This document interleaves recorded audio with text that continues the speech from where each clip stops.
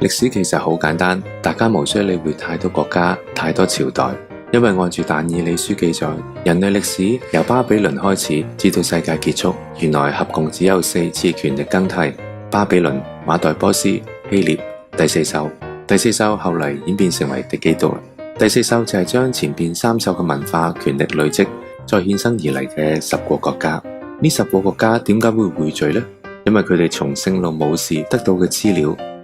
應該話係奧秘就型啲嘅。知道末世嘅時候，聖民會得到復活嘅身體，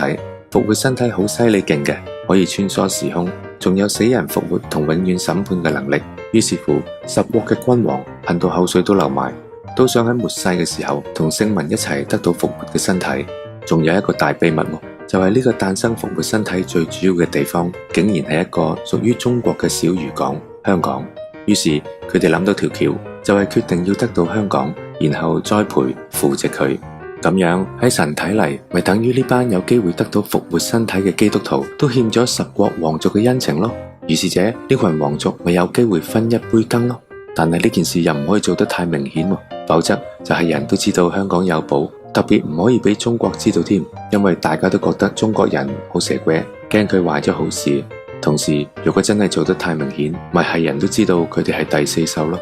於是佢哋10個國家決定大部分嘅嘢自己都唔出面搞，而一齊搞個秘密組織出嚟執行，就創造咗一個叫 Freemason 嘅龐大組織去搞啦。咁樣世人就唔會發現10國就係但以理書第四獸嘅10國，亦都唔知道原來歷史其實好簡單，只需要睇住呢10國搞咩就得啦。